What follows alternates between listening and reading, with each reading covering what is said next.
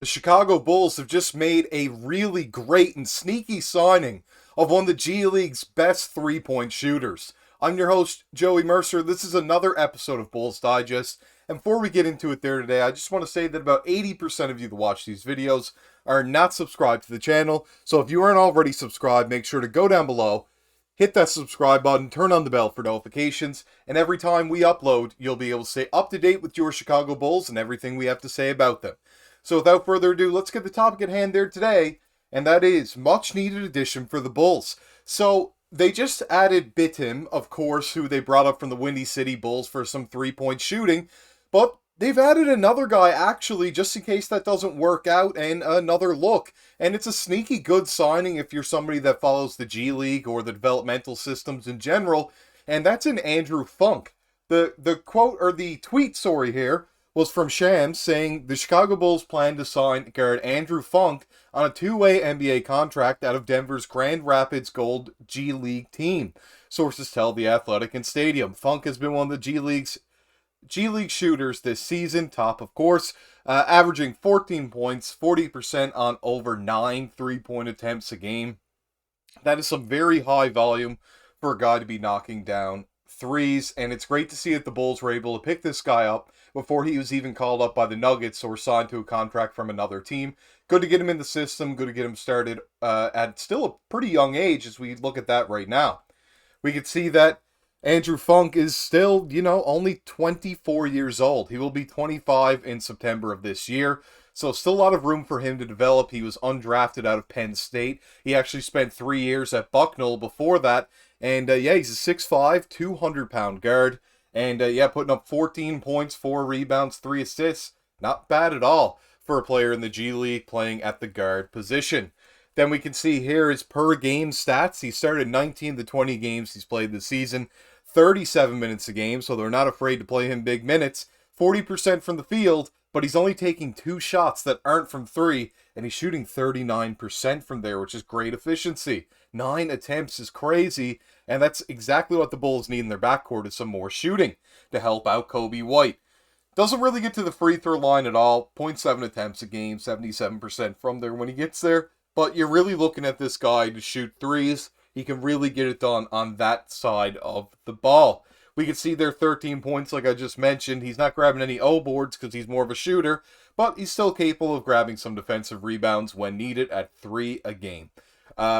When we look into the advanced stats actually on him, his player efficiency rating is a little bit lower if you're into that at 9.4, but his true shooting is also pretty solid for a guy in the G League at 57%.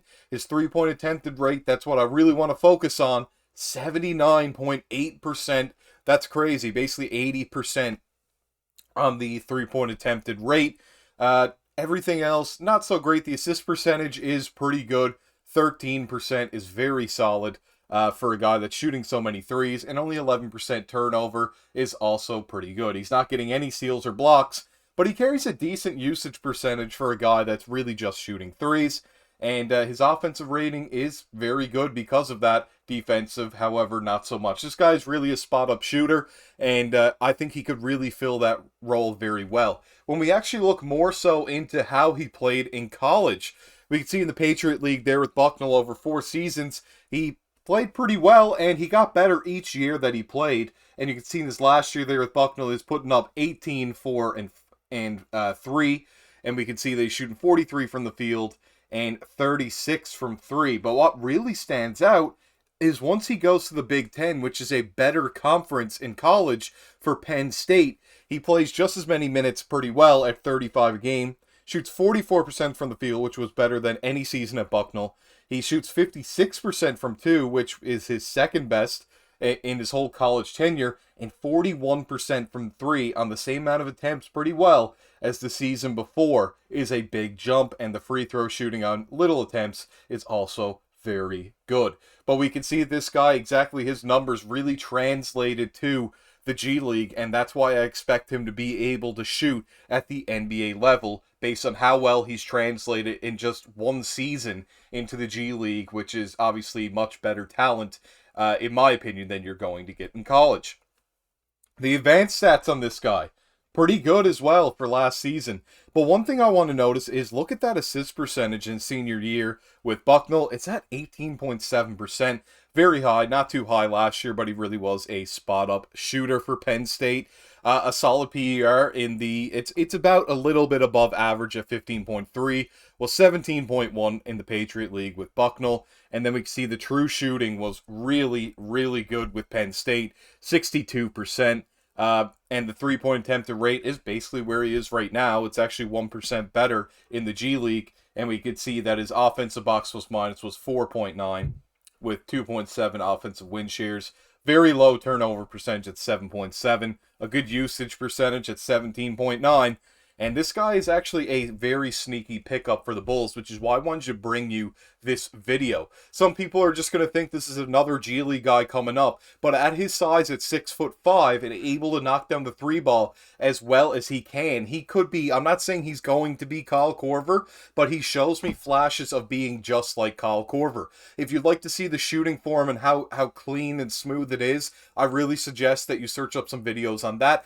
Really get into how he played in college and in the G League with the Grand Rapids, of course. But I really, really do think that this guy can make a difference at the end of her bench and might be able to play even some more minutes where he has played such heavy minutes in college and now the G League playing 37 minutes a game. So that is a guy that can play a lot of minutes. You're not too worried about injuries there. He doesn't have any history of any big injuries. So that's somebody that the Bulls can go to. It's a little bit more insurance. The Bulls need that. I do hope that they still go after somebody in the buyout market. But if they are unable or were unable at this point to get anybody out of there, this is still a solid option. This isn't just like calling up the best player on the Windy City Bulls just because. This is getting a player that has proven himself at the G League level and is a very, very good shooter. I really do think that they can incorporate him in the offense in different lineups, and I hope that the Bulls are able to develop this guy just like Bidham. Really, really hope that this works out for them in the long run, where they haven't gone for anybody in the buyout market. We haven't heard too much news besides the fact that they were interested in different players. We haven't heard it like any negotiations going wrong.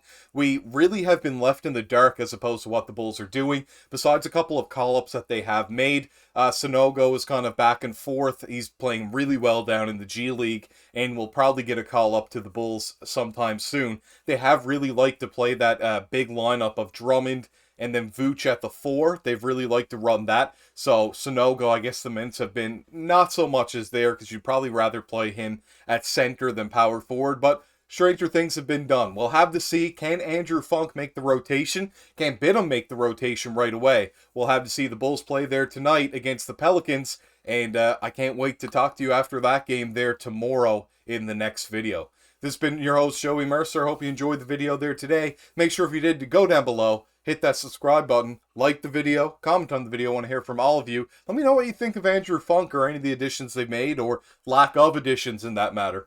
This has been your host, Joey Mercer, as always, signing off.